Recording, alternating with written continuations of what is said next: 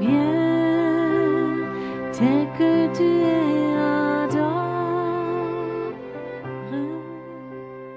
Viens. Chers amis francophones de l'Europe, de l'Amérique, surtout de l'Afrique, de l'Algérie, où j'ai souvent été, de la Tunisie, où je veux retourner, soyez les bienvenus. J'ai eu à cœur de faire cette vidéo en français parce que je crois que cette vision que Dieu m'a donnée, je voudrais la partager dans beaucoup de pays. Et je crois que le monde francophone est très grand. J'ai eu hier matin, quand je suis allé dans une ville en Allemagne, dans une grande ville, pour prier, une ville où je prie régulièrement, j'ai eu une vision. Le Seigneur m'a parlé, il m'a dit un mot, j'étais à la porte de cette ville, et il m'a parlé un mot qui m'a surpris, il m'a dit « le trou noir s'agrandit ». Il y a un moment, j'ai eu comme cette révélation, j'essaie de comprendre de quoi il parlait. Si vous savez que dans l'espace, la plupart de vous, je pense qu'ils le savent, nos physiciens, nos savants ont découvert qu'il y avait un trou noir et maintenant plusieurs trous noirs qui ont des dimensions tellement grandes qu'on n'arrive plus à les calculer. Et c'est que récemment qu'ils ont découvert ce trou noir parce que découvrir un trou noir, c'est difficile. C'est un trou.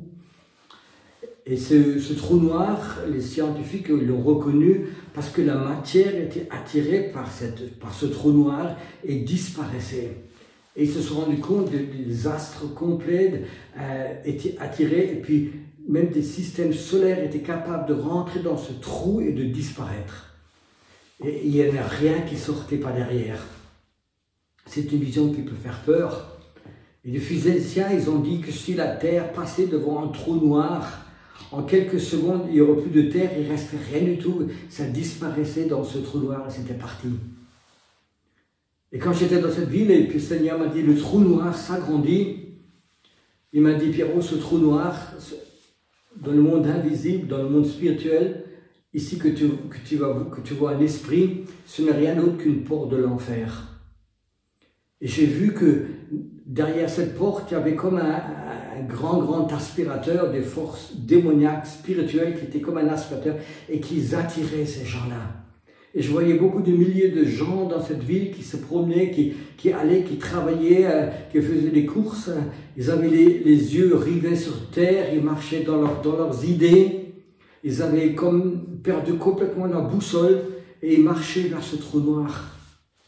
Et brusquement, quelques-uns, ils étaient attirés. Le Seigneur m'a dit, ils ne sont plus là. Ils ne sont plus parmi le monde des vivants.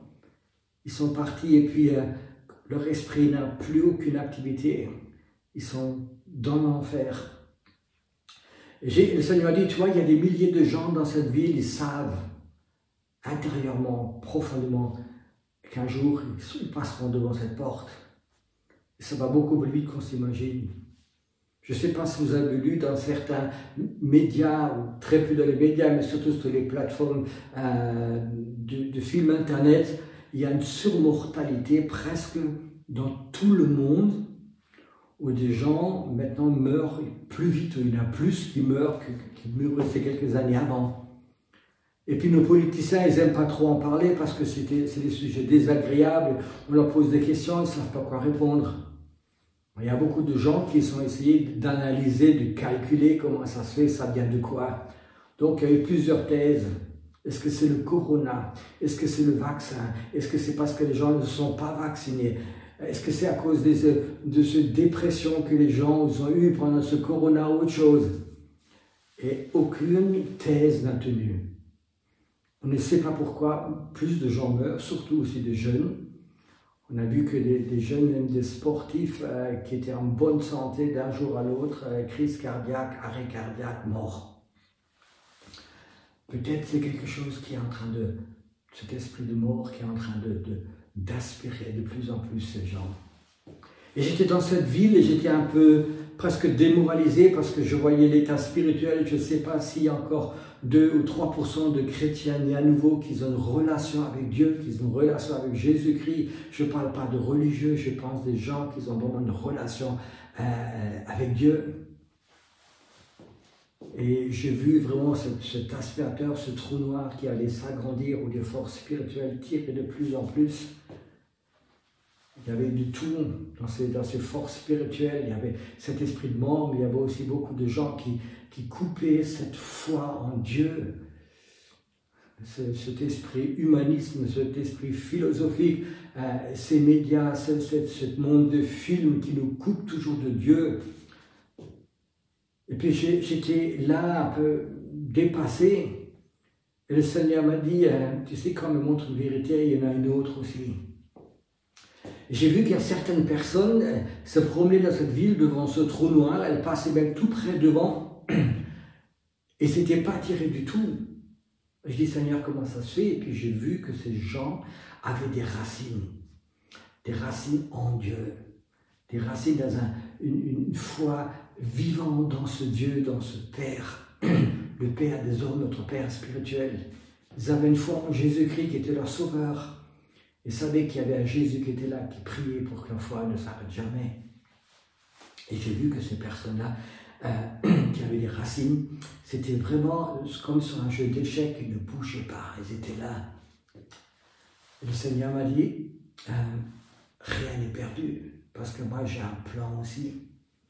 J'ai vu de côté que le roi de Dieu allait venir, ce vent de Dieu allait venir, et qu'il allait attirer les gens à lui. Et j'ai demandé au Seigneur, mais comment ça va se passer? Et puis le Seigneur m'a dit, tu te rappelles, il y a 2 jours, tu étais ici, quand tu priais, je vais t'expliquer une chose.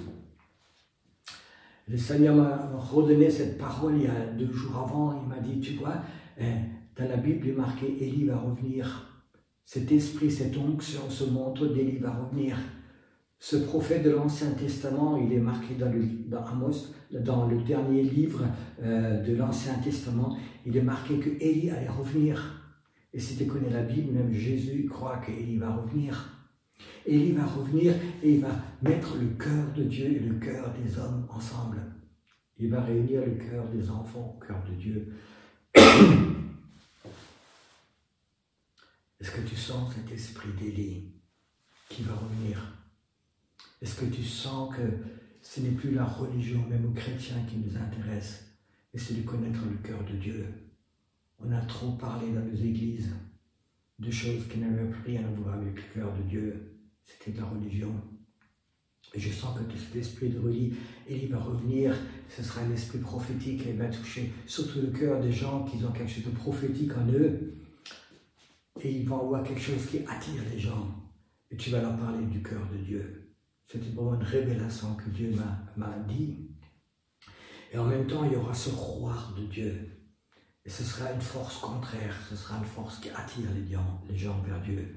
Ce roi, cet esprit de Dieu qui va amener les cœurs vers ce chemin qui s'appelle Jésus. Jésus, le chemin qui mène à Dieu.